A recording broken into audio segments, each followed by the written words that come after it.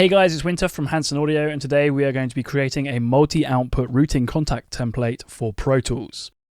The first thing I'm going to do is come down to the bottom and create an additional 13 outputs inside of Contact, each of those being 2 channel outputs as they are stereo. And we're just going to come down at the bottom here and name our outputs effects, kick, snare, tom 1, tom 2, tom 3, floor tom 1, floor tom 2,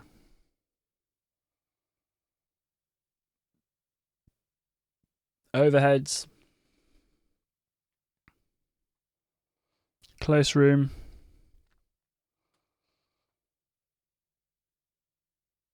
medium room, far room, and then finally one shot kick and one shot snare.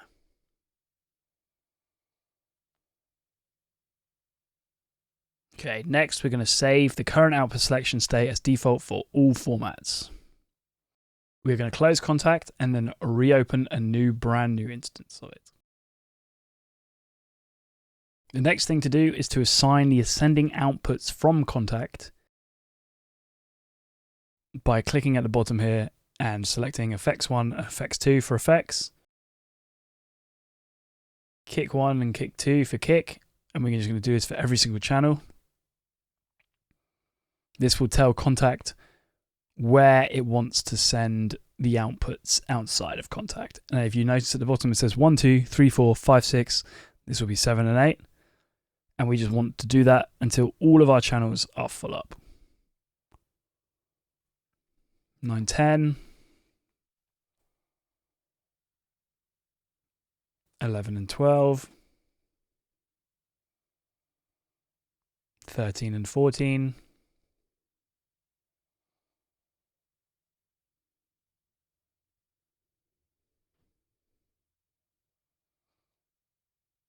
15 and 16,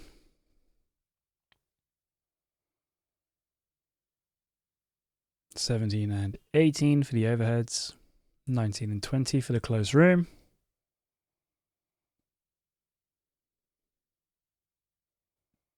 21 and 22 for the medium room.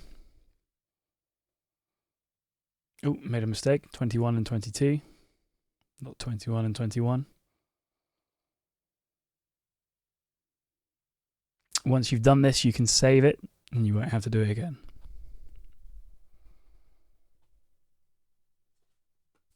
$25 and 26. And finally, 27 and 28 for one shot snare. And once that's done, we're going to save it exactly as we saved it before.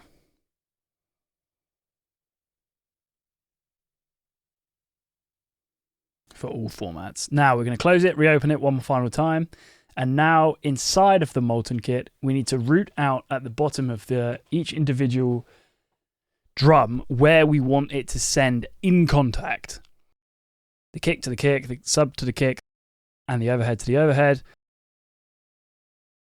Close room to close room, medium room to the medium room, far room to far room. And we're just going to do this for every single drum. So just follow along. So we're just going to do that for our one shot now. One shot kick and one shot snare at the bottom. And carrying on with the snare, overhead to overhead, close room to close room, medium room to medium room, far room to far room, sustain to snare. So you can kind of group this any way that you want, any way that you see fit, but this is just how I like to do it.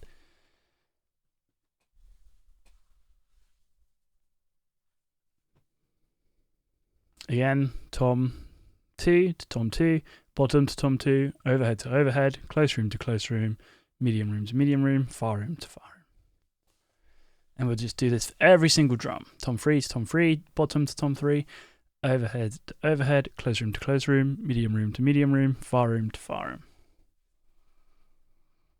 Tom floor 1 to bottom to FT1.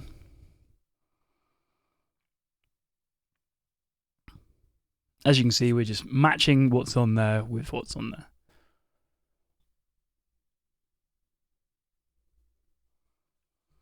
And this is just sending those individual drum microphones out through the individual outputs that we've created. And then once that's done, you should see that as we click on the different drums, they send out through the different channels at the bottom. Now, you might only be able to hear the kick drum in Pro Tools, and that's because we need to create the aux sends in Pro Tools. So we're going to create another 12 channels here and move Kontakt slightly to the side, and we are going to name our channels at the bottom to follow what they are in Kontakt. So effects, kick, snare. Again, we're just following exactly the same layout that we've got inside of Kontakt. Tom 1, Tom 2, Tom 3, floor Tom 1, floor Tom 2, overheads,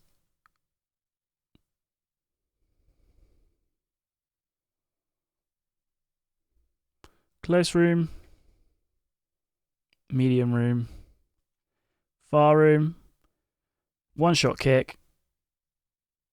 I need to make one more for one shot snare.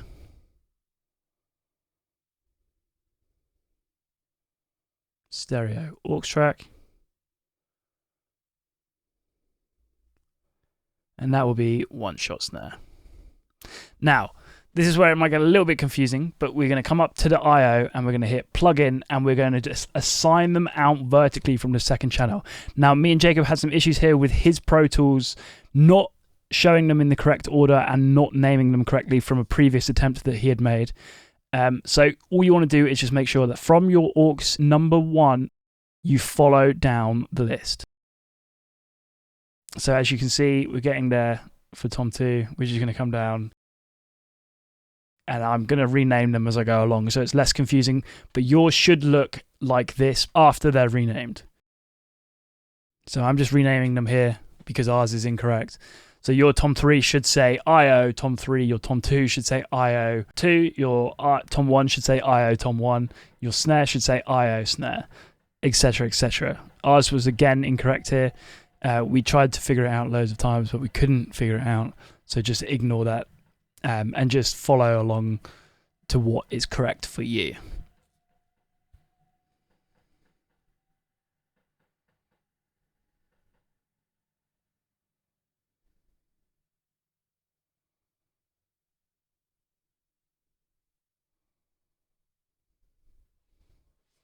So your I/O overhead should say I/O overheads without having to rename it.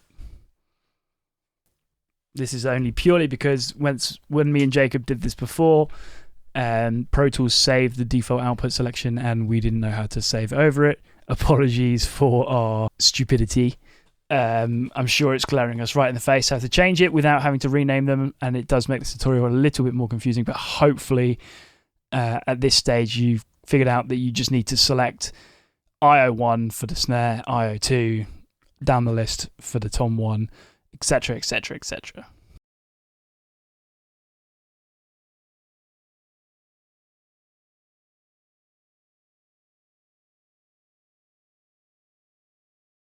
Again, if it's the first time you're doing this, it should just line up correctly. I apologize.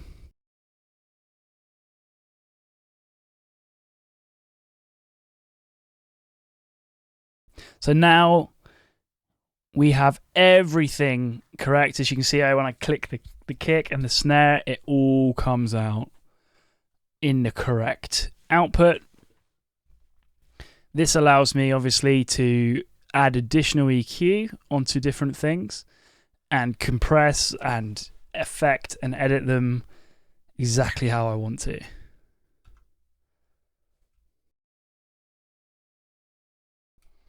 So now you can see if I load up some drum MIDI, I can affect it by adding some EQ. I can add an EQ curve to individual drums. I can start compressing the snare. And that's it. That's how to root out the Molten kit in Pro Tools. If you have any questions or concerns, please email store@jacobhansen.com.